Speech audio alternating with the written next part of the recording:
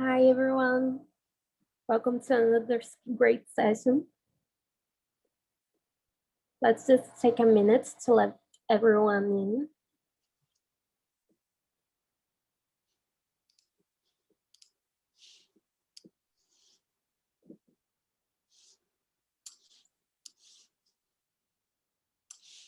Okay, I guess we can start.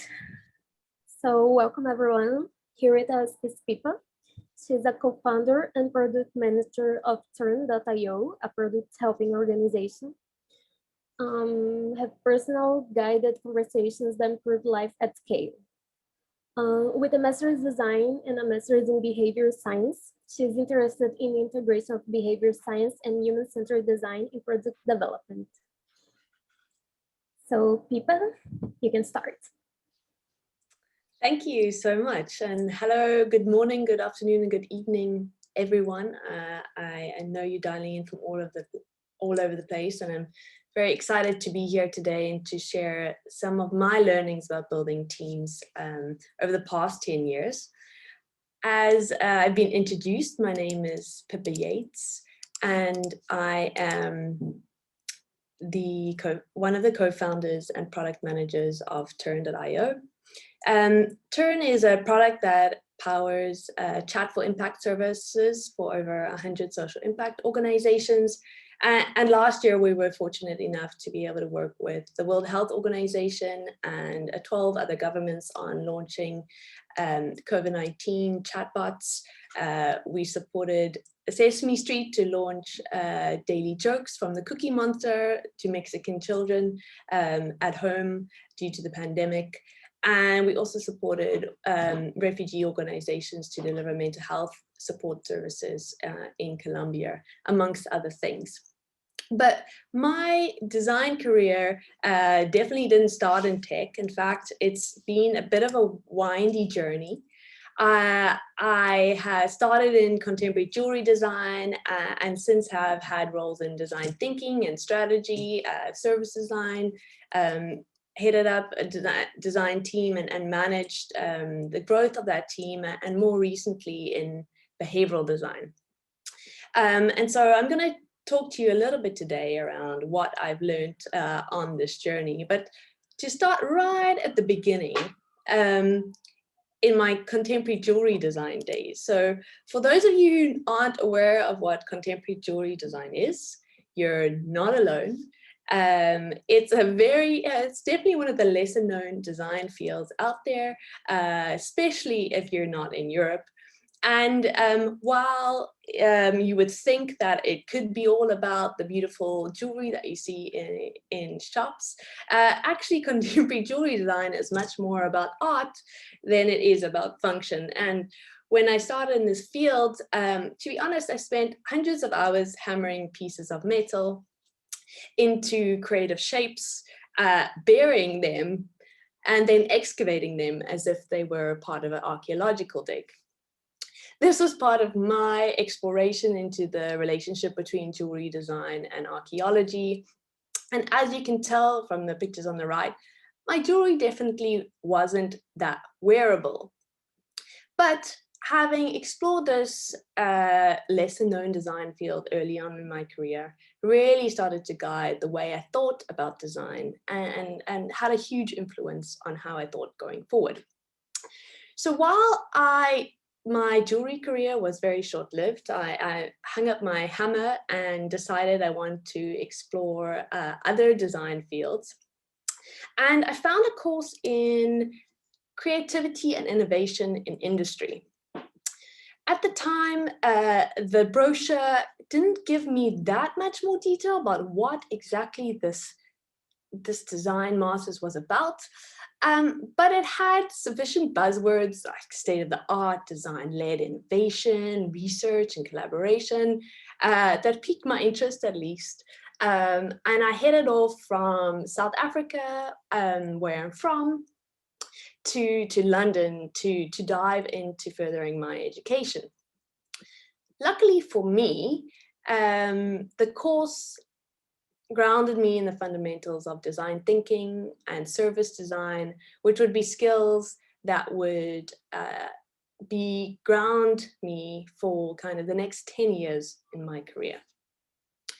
But when I got back to South Africa after studying this great degree, I sat at my computer looking for jobs.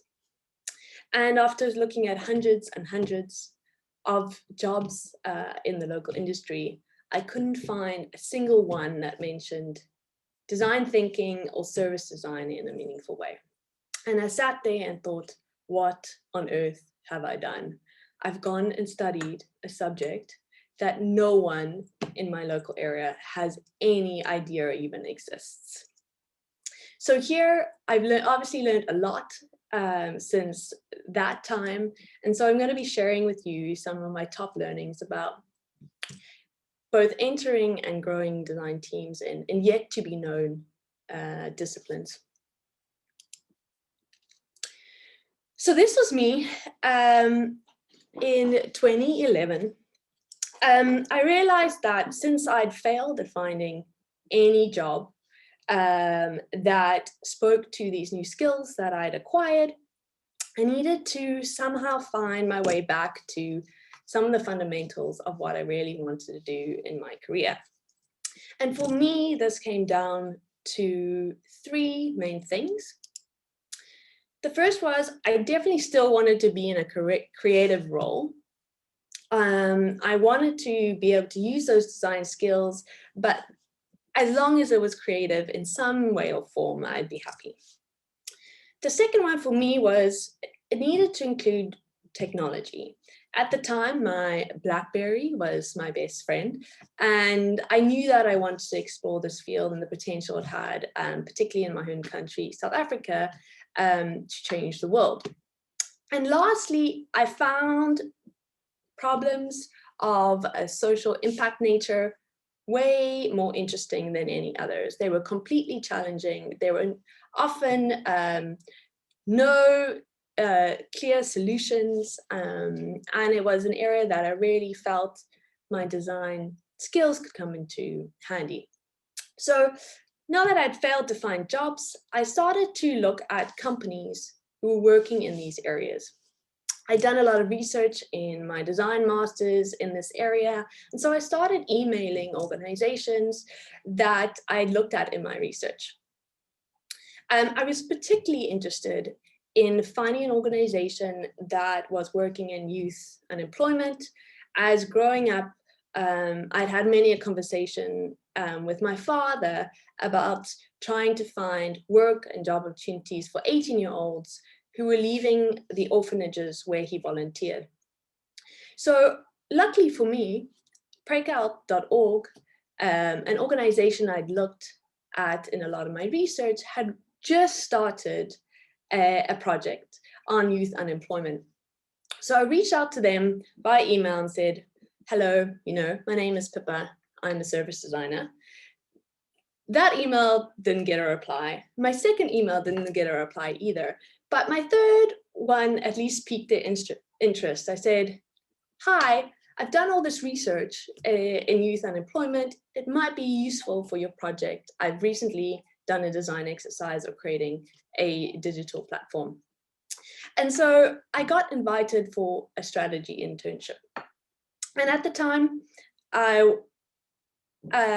was like, oh dear, this is not a design role. But I jumped in nevertheless, thinking that, my design skills I know can be useful for the mission of this organization.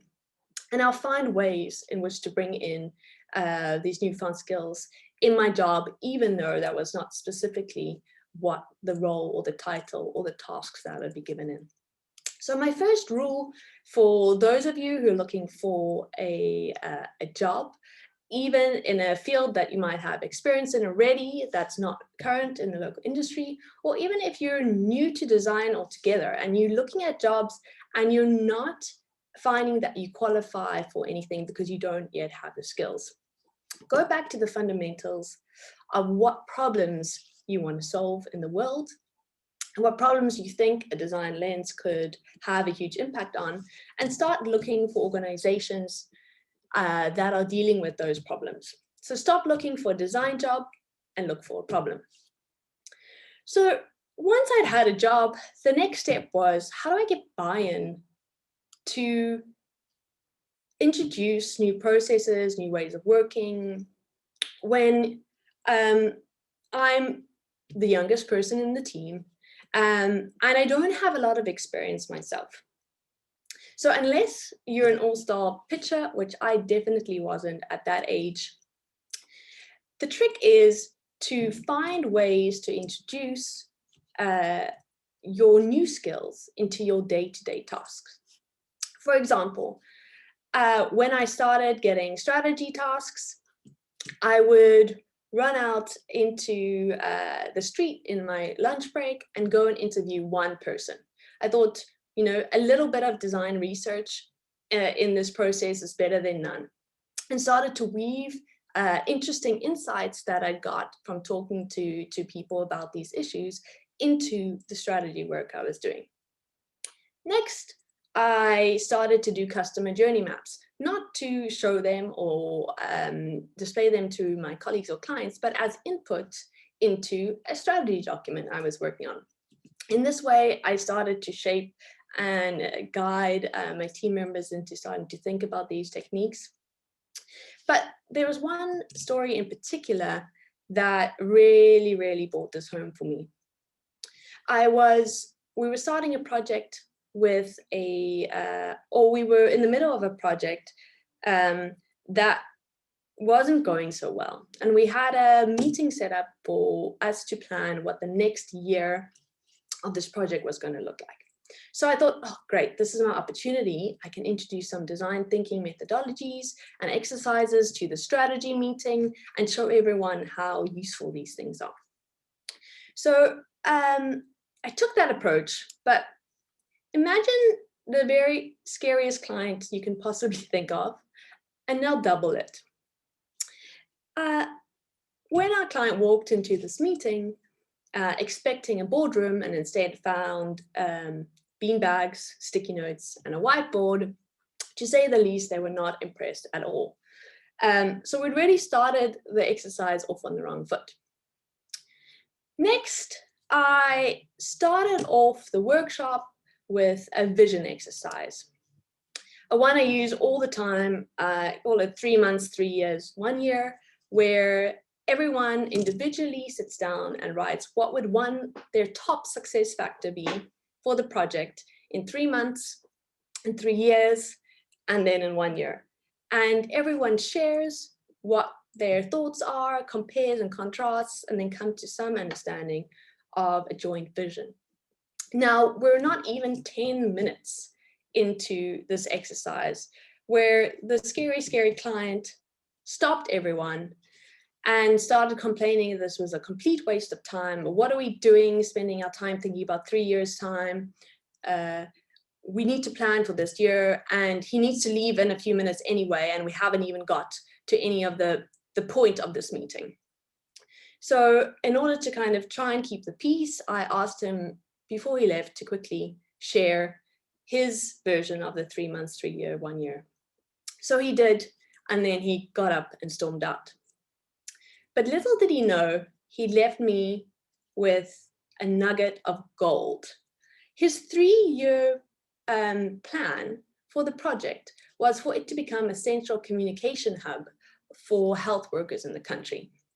Now, not a single team member that was there that day knew that that was the ultimate goal for this platform. What they'd been briefed on for the year was to revamp an e-learning website for nurses.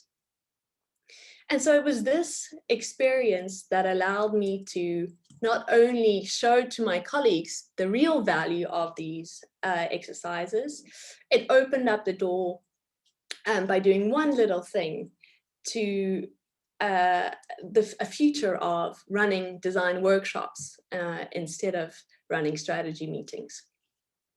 But clients and colleagues alike, you need to get buy-in from a whole range of people in your organization to be able to change processes.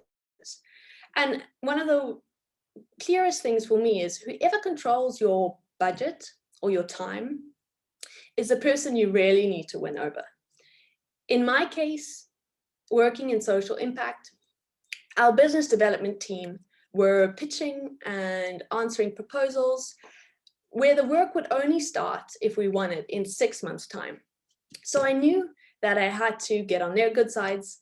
I needed to find out how they sold to clients, how they answered proposals, and really get to grips with where the gaps were so that I could start getting them advocating for changing processes. So while chocolate and wine definitely go a long way, quality time definitely goes even further.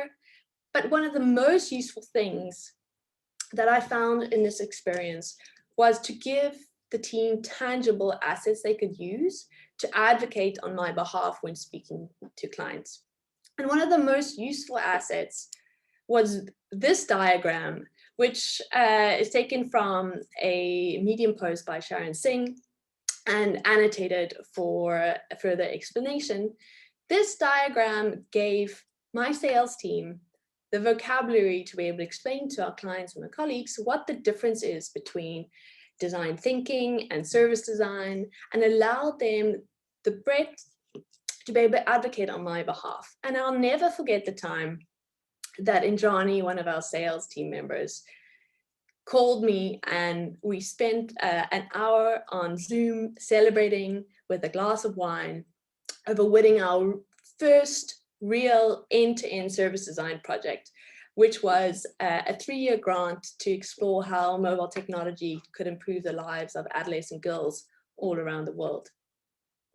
So my one tip for you is find the people that control your budget and your time, win them over with by spending quality time and really understanding what they do and how you can fit your new processes into the way they sell.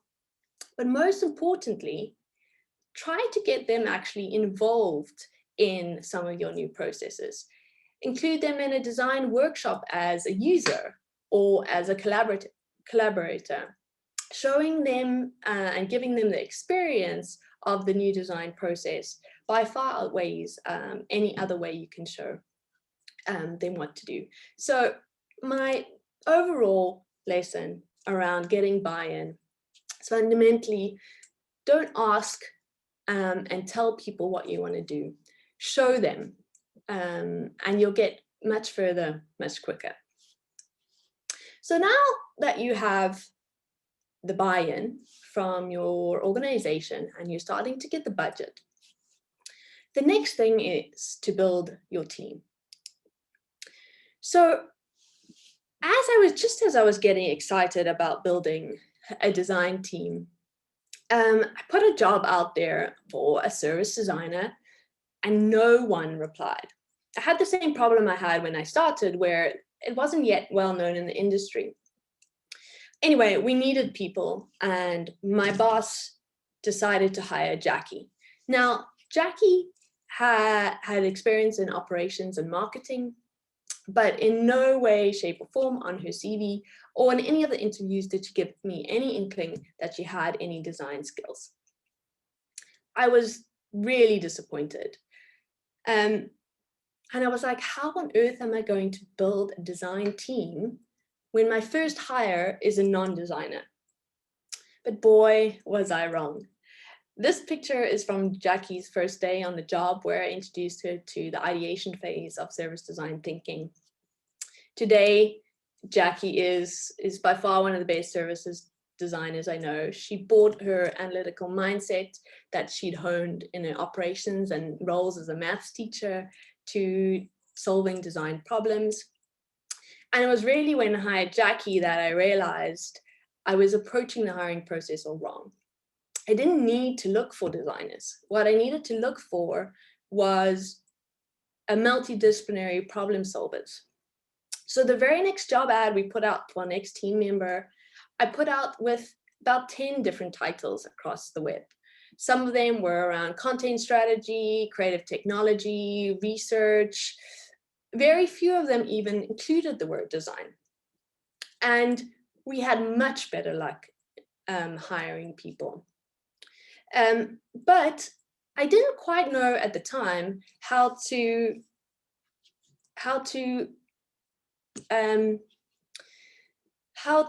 assess a non-designer's design skills.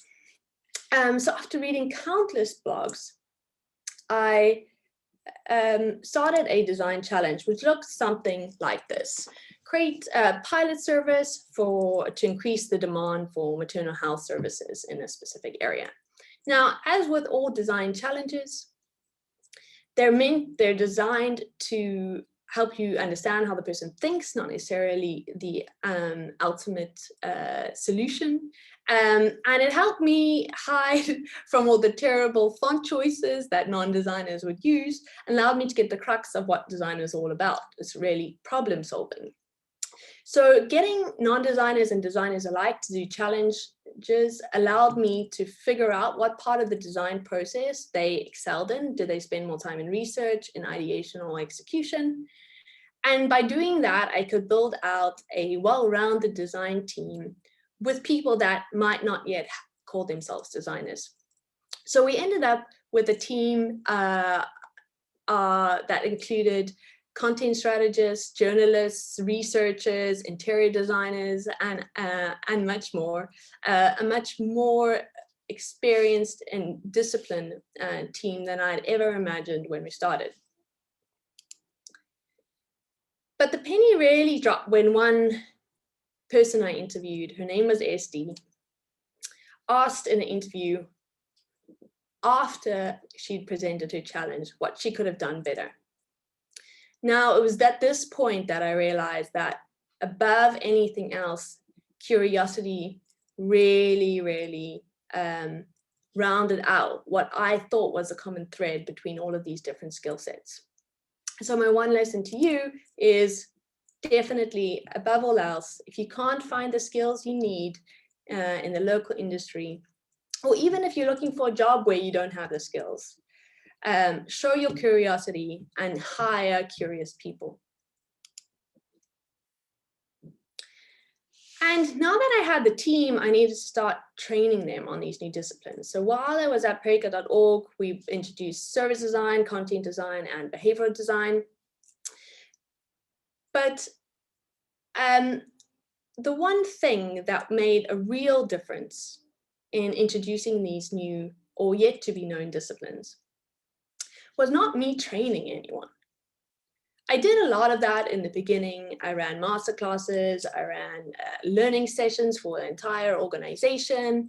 I tried to get people excited about these new processes. But beyond anything else, the one ritual that made all the difference was we started to introduce weekly learning sessions amongst the design team around any new discipline. So here's an example of the behavioral science tip of the week from 2018. And the idea here was that each week, a different team member was tasked to go explore a certain behavioral science concept, come back and teach the rest of the team that concept. This allowed us to distribute the responsibility of training within the team. And we learned so many things. Not only did we learn that psychology is way more interesting when learned through comics, and that we had to first understand these psychological biases within our own behavior before we could integrate them into our work. But fundamentally, the biggest learning was that everyone, no matter what their expertise, have both something to learn and something to teach on a subject. It was much more important that we created a learning culture and introduced a learning culture than it was for me to teach and try to teach all these disciplines myself. So let's recap. Here are my top learnings from building design teams in yet to be known disciplines. First of all, when you're looking for a job, look for a problem you want to solve, not necessarily a design specific role. This will allow you to look much broader and find more interesting roles for yourself that then you can later weave in some of your design skills. Second is getting buy-in requires you to show the value of what the new process will provide. Don't only ask. Find ways to sneak exercises and new design skills into your day-to-day tasks to show others, your colleagues and clients, the real value behind changing up the process. Third is to hire broadly for curiosity. There will always be new design expertise and disciplines around the corner. If you hire a curious team, you won't have to do all the work yourself. You're creating a culture that allows you to evolve and adapt to the next yet to be known discipline, and the next discipline, and the next discipline. So definitely don't teach it all yourself. Thank you very much.